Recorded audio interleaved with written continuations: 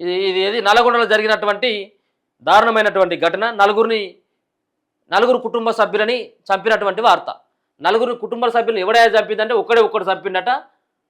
So Hasina ఎవరైతే ఉన్నారో వాళ్ళ అల్లుడు సయ్యద్ ఇస్లాం అట.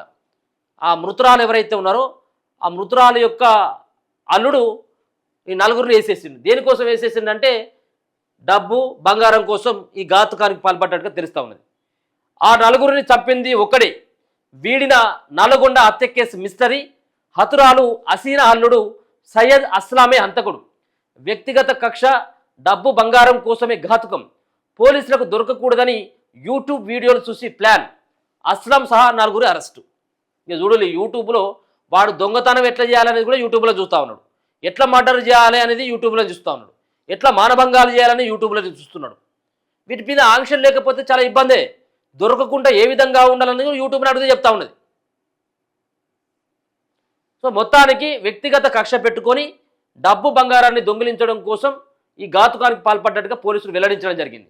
నల్గొండలో ఒకే కుటుంబానికి చెందిన నలుగురు హత్యకు గురైన కేసులో మిస్టరీ వీడింది.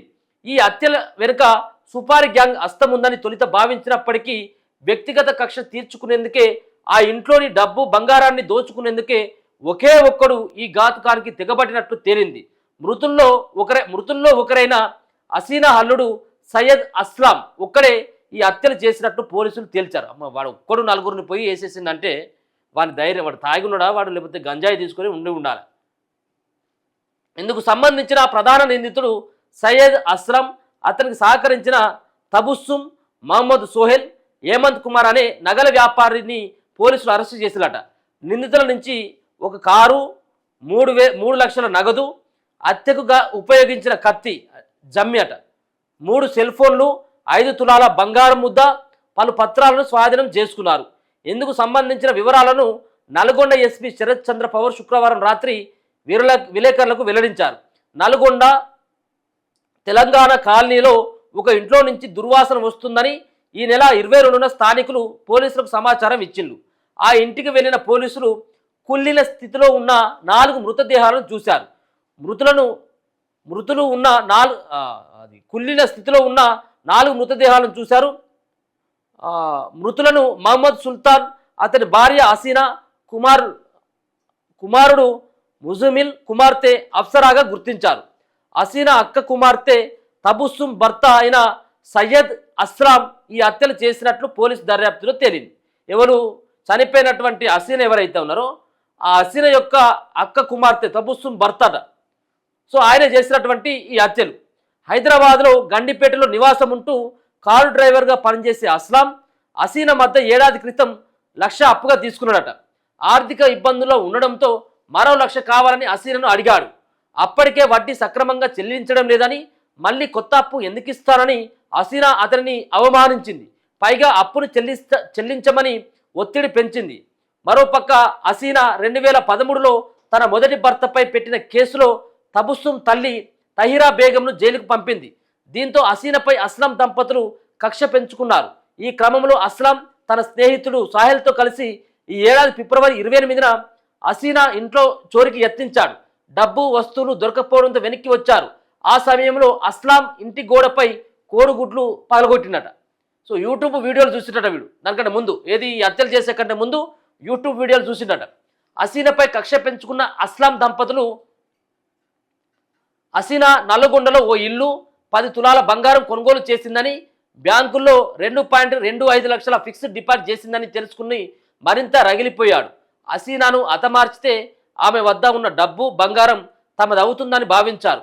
హత్య చేశాక పోలీసులకు దొరకకుండా ఉండేందుకు ఏం చేయాలో తెలుసుకునేందుకు యూట్యూబ్ వీడియోలు చూశారు. అనంతరం జూన్ 19వ తేదీ సాయంత్రం 7 గంటలకు అస్లాం తన కారులో హైదరాబాద్ నుంచి నల్గొండ వచ్చిండు. రాత్రి 11 గంటలకు ఇంటికి వస్తానని హసీనాకు ఫోన్లో చెప్పాడు. ఆమె స్పందించకపోవడంతో సాగర్ రోడ్డు శివారులో అర్ధరాత్రి సుమారు 2 గంటల దాకా వేచి చూశాడు. ఆ తర్వాత సుల్తాన్ కుటుంబం నివసించే ఇంటి గోడ దూకి ఇంటి ఆవరణలో దాక్కుని సమయం కోసం వేచి చూసిందట. ఇక మంచం కింద దాక్కుంటే లాగి అనంతరం తెల్లవారుజామున 5 గంటల సమయంలో హసీనా ఇంట్లో నుంచి బయటకు వస్తుండగా అస్లాం కత్తితో ఆమె మెడపై దాడి చేసిండు. దాంతో హసీనా రక్తపు మడుగులో పడిపోగా ఆమె కేకలు విని భర్త సుల్తాన్ బయటకు వచ్చాడు. తనని చూసి పారిపోయేందుకు యత్నించిన సుల్తాన్ను కూడా అస్లాం హతమార్చాడు. ఈ ఘోరాన్ని చూసిన సుల్తాన్ దంపతుల కుమారుడు ముజీముల్ ఇంట్లో నుంచి పారిపోతుండగా అస్లాం అతడిపై దాడి చేశాడు. ఈ క్రమంలో ముజీముల్ తన వద్ద ఉన్న ఐరన్ సీకుతో ఎదురు దాడి చేయగా అస్లాంకు గాయాలయ్యాయి. కానీ అస్లాం దాడిలో ముజీముల్ కూడా హతమయ్యాడు. ఇక సుల్తాన్ కుమార్తె అఫ్సరా భయంతో పడక గదిలోకి మంచం కింద దాక్కోగా ఆమెను బయటకు లాగి మరీ అస్లాం హతమార్చాడు. అనంతరం ఆరు బయట ఉన్న శవాలను ఎవరు గుర్తించకూడదని వాటిపై దుప్పట్లు చాప వేశాడు. ఇంట్లోని బీర్వాలో ఉన్న 5 తులాల బంగారు ఆభరణాలు, భూమికి సంబంధించిన పత్రాలను తీసుకొని అస్లాం తన కారులో పారిపోయాడు. దొంగిలించిన నగలను సోహెల్ సాయంతో దిల్సుఖ్ నగర్లోని శ్రీ బాలాజీ జ్యువెలరీ షాప్ నిర్వాహకుడు హేమంత్ కుమార్ వద్ద కుదవపెట్టి 5.30 లక్షలు అంటే 5,30,000 తీసుకున్నాడు. అయితే దర్యాప్తులో అసలు విషయాలు కనుక్కున్న పోలీసులు పరారీలో ఉన్న నిందితులను అరెస్టు చేయడం జరిగింది. ఒక్కడే పోయి 5గురిని వేసేసిండు, 4గురిని వేసేసిండు. ఒక్కడే బయటకు వచ్చినటువంటి హసీనా పైన, వాళ్ళ భర్త పైన, కొడుకు, కూతురు, సో 4గురిని లేపేసిండు. ఇది అంతా కూడా పాత కక్షలు, వ్యక్తిగత కక్ష. ఇప్పుడు అప్పిచ్చింది ₹1,00,000, అడిగినటువంటి కర్మ ఒకటి, నువ్వు ఎప్పుడు కడతావు అప్పు, మిత్తి ఎప్పుడు కడతావు అని చెప్పేసి అడిగినందుకు.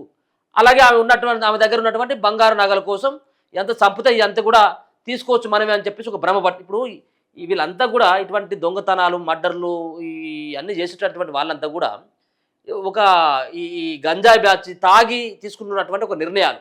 ఇక మేము పోలీసులకు అసలే దొరకం కావచ్చు.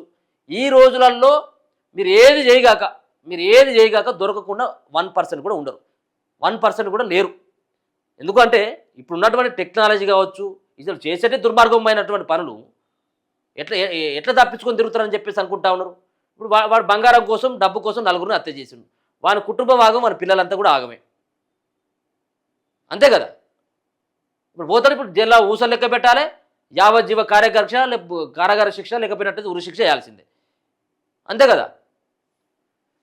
సో మొత్తానికి పాపం మంచం కింద కూడా దాక్కుంటే కూడా చిన్న పాప అప్సరా అనేటువంటి 12-13 సంవత్సరాలు ఉన్నటువంటి పాపని, తండ్రిని, అలాగే అన్నని, అలాగే తల్లిని చంపుతుంటే చూసి నన్ను కూడా చంపుతాడు కావచ్చు అని చెప్పి మంచం కిందకి పోయి దాక్కుంటే మంచం కింద నుంచి లాగి పాపం ఆ పాపను కూడా హత్య చేసిండు.